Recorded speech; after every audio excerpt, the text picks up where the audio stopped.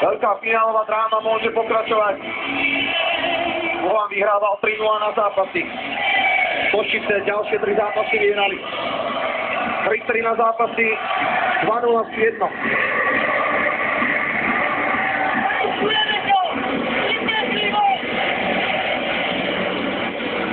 Výzvy trpezlivosti od Miroslava Laža. Hecovanie na tribúnach. Rivalita oboch miest i fanúšikov obrovská.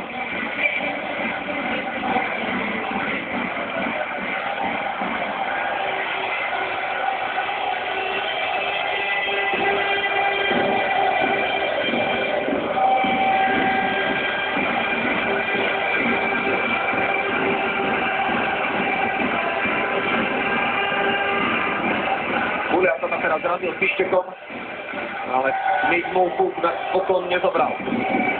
Dropa.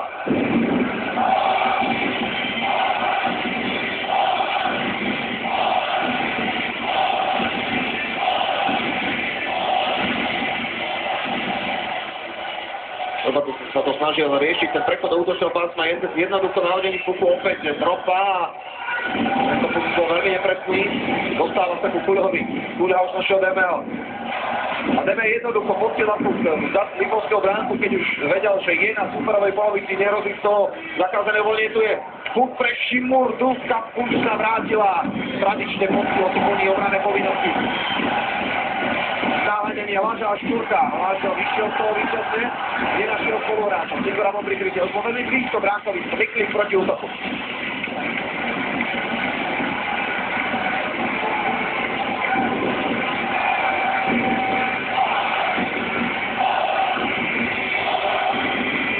Situácia rieši veľmi jednoducho, alebo nastradiť puku do pásma super, alebo keď neostáva nič iné, nedovolí tlak Košíc s tým, že vyhodí na zakázané uvoľnenie. Môže prestriedať. Bude prestriedať, teraz má svoju bránu aj ďalej odstriedať, je to pre neho veľmi dôležité v druhej tretine.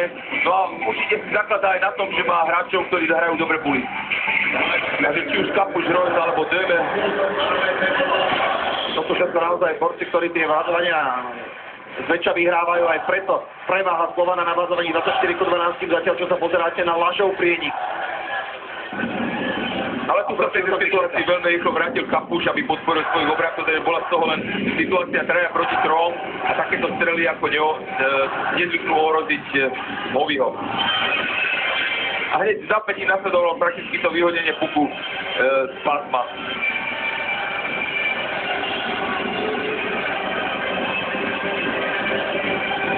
To je zatiaľ väčšia pohoda, väčšia radosť, lepšia nálada ako na protiláhlej tribúne sektoru C3, kde sú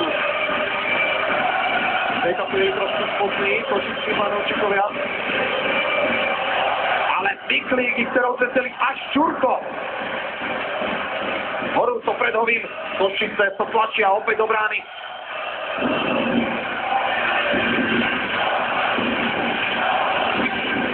Opäť bylo potvrdenie svojich slov, ako náhle trošku horúco bolo v obranej tretine Slovana. Na druhej strane teraz sa stalo to, čo sa Zbyšovi Hrojcovi nestalo často, že prehral buly. Väčšinu týchto bulí